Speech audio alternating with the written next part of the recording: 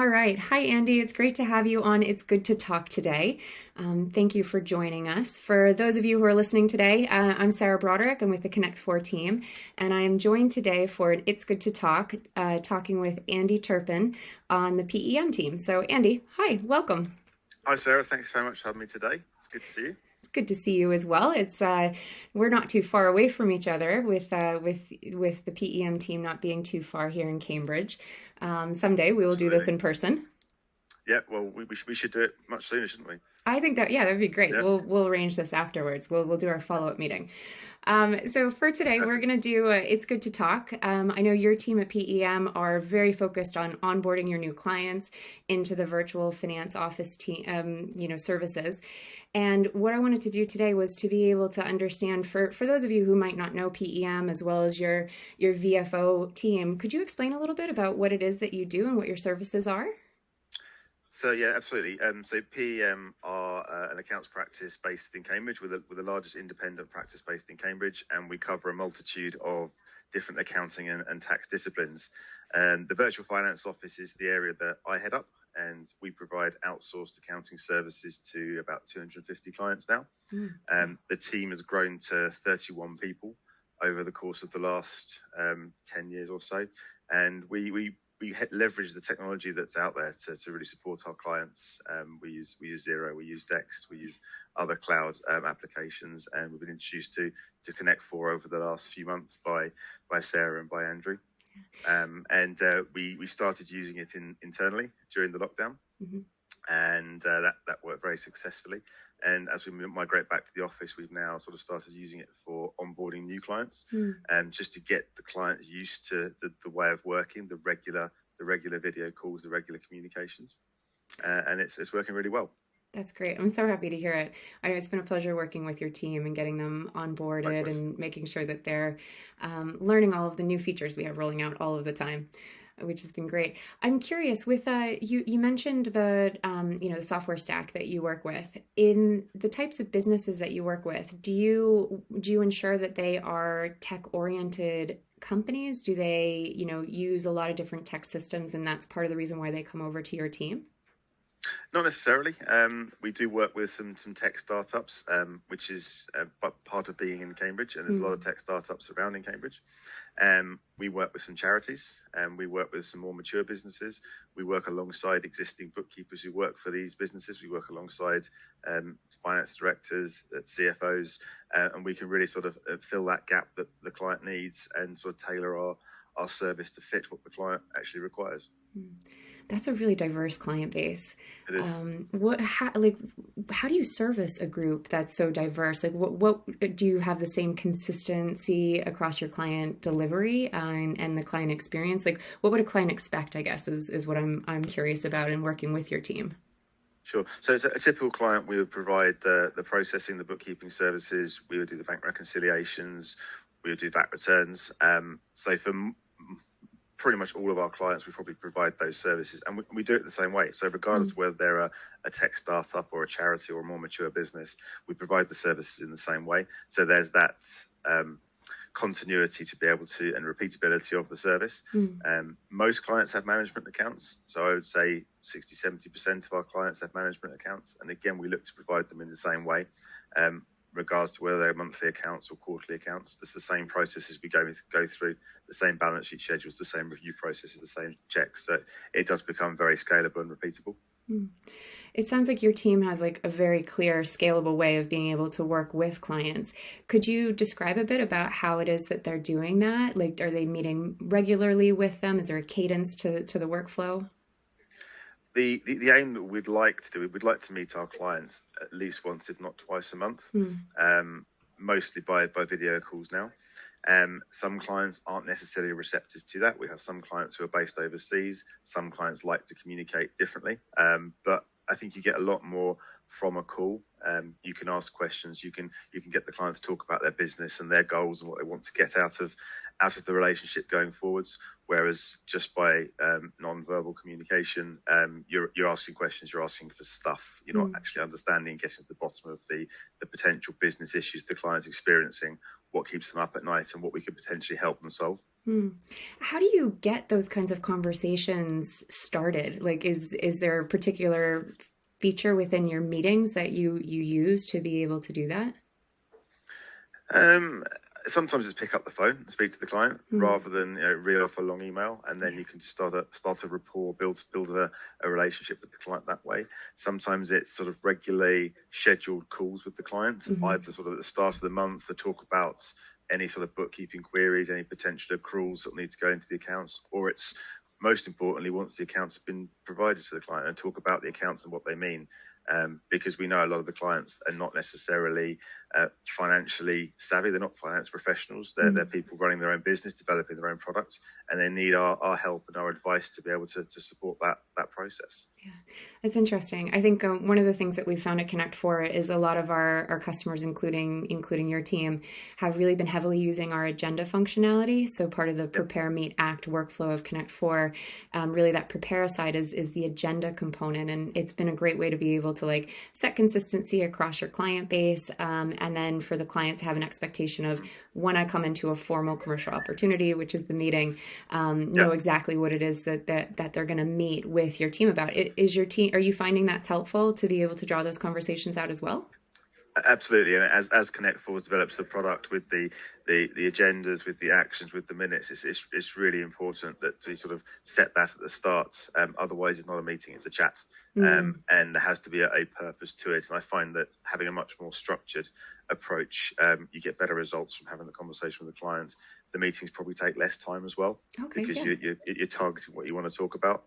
So the client's got the opportunity to add to the agenda as they see fit. Mm, But a lot of the time they look to us. They look to us and our expertise and our experience to help drive that process. yeah. And a lot of what we do, it's repeatable. It's the sort of thing that we do across lots of different clients. It's the sort of thing we do month on month, quarter on quarter with that client. Mm, So it's keeping that consistency of approach. It's a really good feature. yeah. Oh, that's fantastic. I'm glad to hear that that's working for you. I'm curious, Andy, what were you doing before you found Connect 4? Mixture of Zoom, Teams, face to face, Mm, probably more written communication than verbal. Um, the old telephone at times, perhaps pick that up once in a while. yeah. So it was a mixture. We need to build it into our structure and our process, and having Connect4 as a partner on this side has been really good for that. Mm. Was there anything in particular, any kind of tipping point for you to be able to look for something different? Um, I think sort of knowing Andrew and knowing the product from the sort of the point it was released and getting involved early and sort of helping to sort of trial it and get it sort of set up and testing it internally. I think that was important. Yeah. And I guess no one liked lockdown, but it came at a time where Connect4 was developing as a product, Hmm. and we utilised that fully to be connected with the team, to have that structure of meetings that we couldn't do within other platforms. Mm, It became sort of fragmented, and there were notes going all over the place on Word documents, on emails, and trying to pull it all together in one place was really challenging. So yeah. that was kind of a good driver to do that, and seeing the way that's developed over time. Having more people on the call, the action points, the minutes, the resources sections. It's just been pulling it all together, and we're sort of growing with it as it develops. Yeah, that's great. That's really helpful. I appreciate knowing where you were before you came onto our side. I'm curious, you mentioned Teams. Is that something that you use internally to be able to run meetings? And if so, how did the team adjust to using a platform differently for clients? So we put Teams in March 2020, Hmm. when lockdown happened as a firm, and it has really helped us to stay connected to people. We use it internally for sort of chat, small sort of messages rather than sending an email, and it probably is the default setting for phoning somebody up within the firm. Yeah. We do have some Teams meetings with clients, usually before the client becomes a client. Hmm. I'll do a Teams call with them, or I have a meeting with them, but more often it's a Teams call now. And it's sort of the onboarding process introduces Connect4 as the platform we use going forwards. Yeah. That's great. I know Teams is a great tool internally. I've used it myself actually for in past companies. Yeah. The one thing I always struggled with was actually using it with clients because I felt as though like I ended up going into emails to actually find the resources that maybe we passed back and forth, or knowing the history. Is that something that really was part of the reason why you wanted something that was a little bit more coherent and open or two-sided for both your team as well as your clients? It's sort of structured. One of the things we've been doing recently, we've put in place a handbook for the team. So this is how we work, and making sure there's that consistency of approach. So when a client comes in, we sort of explain to them what they can expect from the relationship, and it's good to have it written down in one place. It's good to have it so they can refer back to it. It's good to have the materials in there, the resources, so they can refer back to, I don't know, how to process an invoice in Dext, or how to work Teleroo, that kind of thing. So having that in one place, though, as you say, they don't have to hunt through emails to find this information. Yeah, that's great. It sounds like you've been, big focus on your team has been around the client experience and starting it from the beginning with onboarding. And you have that very clear structure that's been happening. I'm curious, are there any struggles that you have today that you're looking to be able to address when you are starting that initial relationship, or do you think you have it down now? Would never have it down. I think that there's always room for improvement, room for change, room for growth. I think it's still getting people used to having more conversation with the clients. I think it's getting the clients used to it as well. It's a two-way relationship. We want to be considered as part of the client's team. We want to be proactive in the relationship. We don't want to be sitting back and waiting for the client to ask questions. We want to preempt it and develop that relationship and get them used to the idea of a regular catch up, a regular call with an agenda focused on their needs and how we can support them as a business going forwards. Yeah, it sounds like that consistency of the experience in talking with them, making sure you know what it is they're really looking for from your service offering, and having that all put together into one place. It sounds like that's been a big benefit for you in using Connect4. Is that right, or is that am I on pace? No, definitely. And I think having the action points on there, so people know what it is they need to be doing from 1 week, one meeting to the next. So they're having that as sort of a clarity of experience for the client. So they've got one place they can go and they can see what they need to see. They can see that the work we're performing for them. They can look at the materials, the resources, and look back and see what we talked about in the past. I think it's having that consistency of approach is really good. Yeah. I have one question for you. So we are doing the planning. Oh, before we get into the fun round of questions, of course. Sure. It is year end. So year end 2021. What is it that you're looking to be able to do in the year ahead when it comes to working with your clients? Are there any trends that you have for us to be able to have other people start thinking about as a leading accounting firm?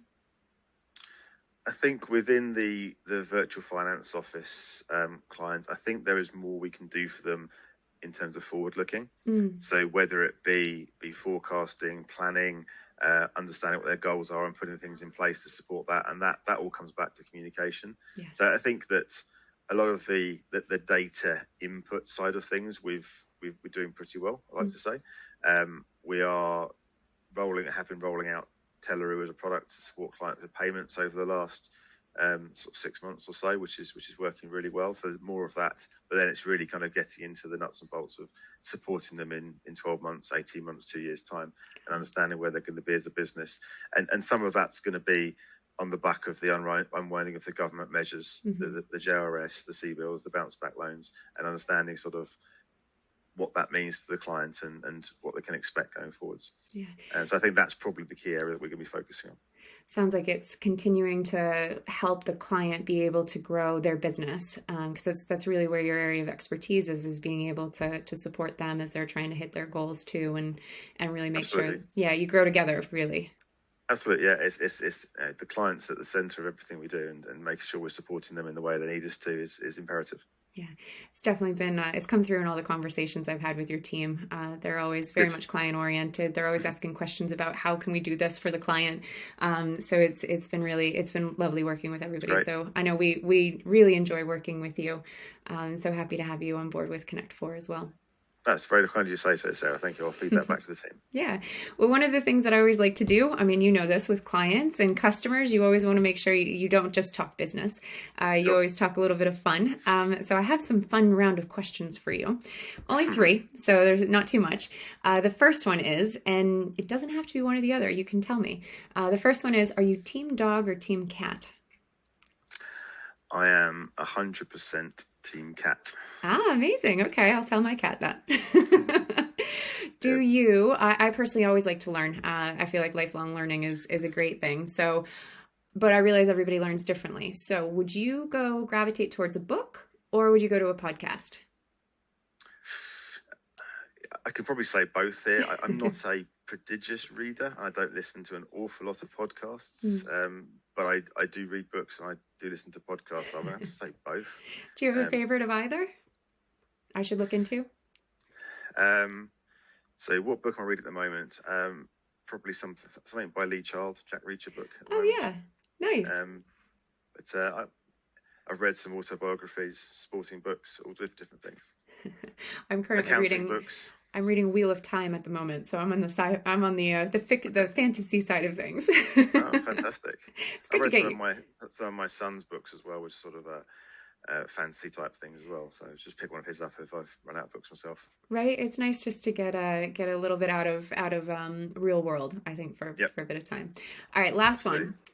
If you were to have dinner with anybody, who would it be? It's a really tough question, isn't it? Depends who's cooking. Good answer. If Gordon Ramsay was cooking, would you go? Why not? I know, right? I would experience the cooking. Yeah, always up for a feed. Yeah, it's good. Well, I think with that, it has been wonderful to be able to talk with you. And I've put in here a way to be able to get in touch with you. I've put your email address as well as your phone number. So if anybody has a need for Andy's services or PEM services, please give him a ring. Andy, you like phone calls, so you're good with that. Or drop him an email. But Andy, it's been great to talk with you. And thank you so much for joining. It's good to talk with our Connect4 team. Likewise, Sarah, thanks very much for having me. I just mentioned that you can get me on LinkedIn as well as another option, which is a good platform to use. So yeah, thanks very much. Good to see you. Good to see you too. Thanks.